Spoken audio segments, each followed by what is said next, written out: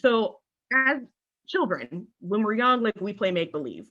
And it's kind of seen as just like children's play, but it's actually a really critical part of our growth and our development in the world.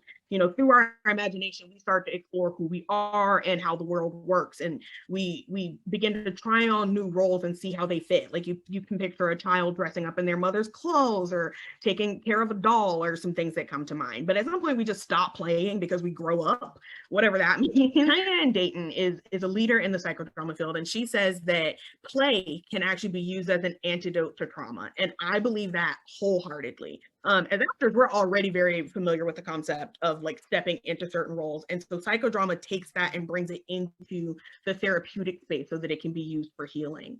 Drama has actually been said to be the bridge between the psychological and the sociological. So it's what's going on with you internally related to what's going on with everyone around you. So just a little bit of personal about me is something that I always struggled with in my own personal therapy journey, was that I knew where certain behaviors came from and like where certain trauma responses originated, but I felt helpless to do anything towards healing that. Like there wasn't anything I could do. And so something that I love about psychodrama is that it helps clients explore roles that they play in their lives and help them to take agency in their lives over certain roles and situations, but in the safe space of therapy before they have to just like bring it out into the real world.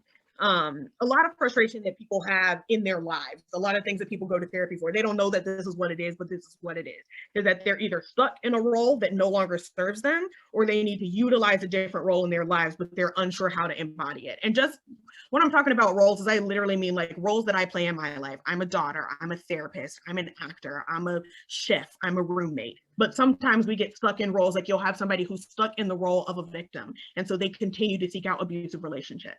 Or you'll have somebody who needs to explore a more assertive role in their lives, but they're unsure of how to unlock or embody that situation. So that's what I mean when I'm talking about roles.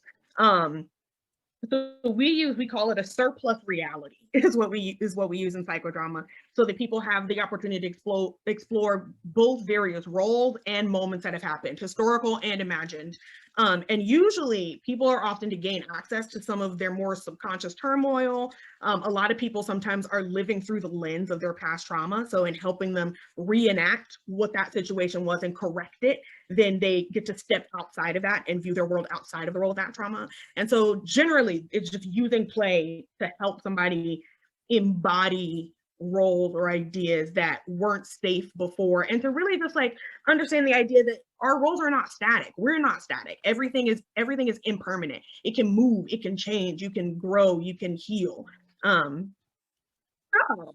Part of the magic of psychodrama also, just like very, very quickly, is that it allows to use other people as healing agents for each other.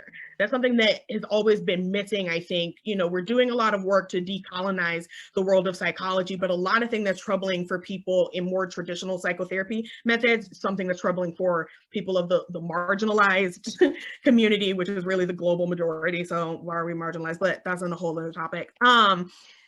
Is that a lot of psychotherapy has come from an individualistic aspect, and that doesn't necessarily always align with the community aspect of certain cultures. And so I love that psychodrama allows for a collective healing experience, and it allows us to tap into our own internal wisdom that sometimes we don't have access to.